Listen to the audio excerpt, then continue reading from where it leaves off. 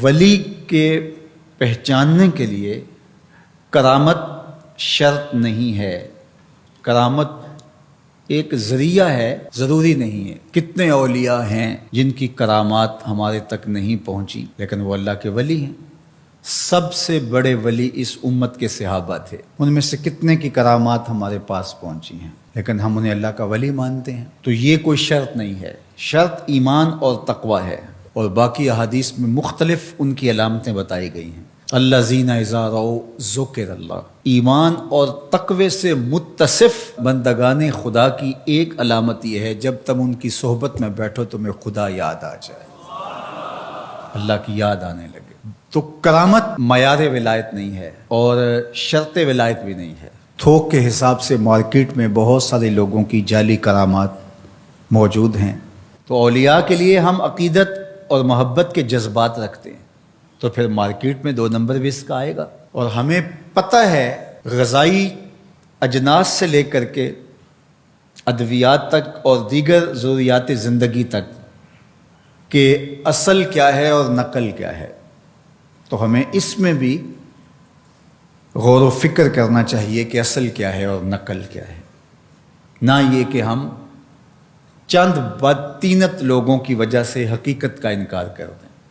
تو آج بھی کچھ لوگ ہیں جو کہتے ہیں جی چھوڑو، ہم نہیں مانتے کرامتوں شرامتوں کو، اس طرح کے لفظ بولتے ہیں، جبکہ کرامت کا من حیث الکرامت انکار کفر ہے۔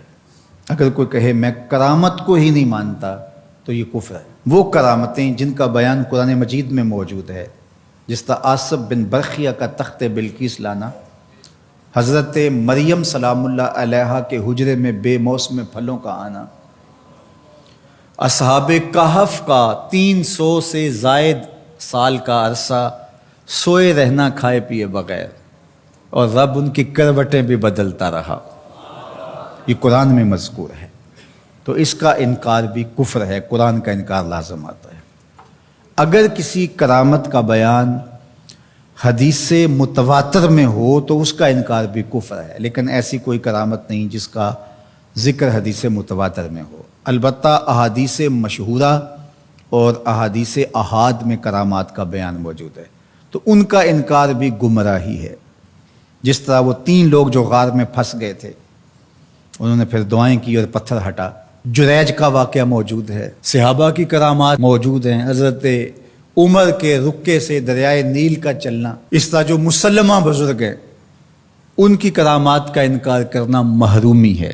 لیکن یہ بات بھی ذہن میں رکھے کہ کرامت اللہ کی طرف سے بندے کو دی جانے والی ایک عزت ہے، لیکن ولی کی زندگی کا مقصود رضائے الہی کی طلب ہے، کرامتوں کی طلب نہیں۔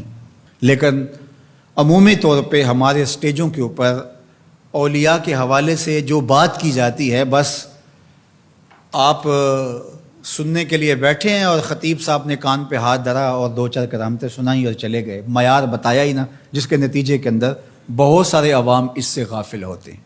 میں اللہ کا شکر ادا کرتا ہوں کہ ہم نے ہمیشہ اس بات کا التزام کیا ہے کہ لوگوں کے سامنے پوری تصویر رکھیں، کیونکہ مجھے اس بات کا احساس ہے کہ آپ لوگ کتنی محنت کر کے کہاں کہاں سے چل کے آتے ہیں، پورے پاکستان میں بلکہ پوری دنیا میں ہم جہاں گئے ہیں، ہمارے سامنے جو لوگ آ کے بیٹھتے ہیں زیادہ تر طبقہ باشعور لوگوں کا ہوتا ہے، تو پھر ہماری ذمہ داریاں اور زیادہ بڑھ جاتی ہیں کہ ہم جو ہے وہ ان کے سامنے وہ بات کریں جو بات کرنی چاہیے۔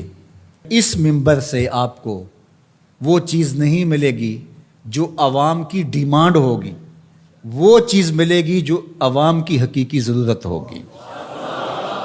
اس پر میں بھی اللہ کا شکر ادا کرتا ہوں، اس پر آپ کو بھی اللہ کا شکر ادا کرنا چاہیے، اور نہ یہ کہ کچھ 2 نمبر لوگوں کے رد عمل میں ہم حقیقت کا انکار کر دیں، جس طرح معتزلہ کر رہے ہیں، اور ایک طبقہ وہ ہے جو رتب و یابس کو قبول کر رہا ہے، اور آپ نے ایسے شخص، ایسے لوگ کہ جو اچھے انسان بھی نہیں ہیں، لوگوں کو دیکھا ہے کہ ان کو ولی مان رہے ہیں اور ان سے اپنی حاجتیں طلب کر رہے ہیں، ان کو ہادی مان رہے ہیں، مرشد مان رہے ہیں۔ وہ شخص جو خود آشنا بھی نہیں ہے، وہ تمہیں منزل آشنا کیسے کرے گا؟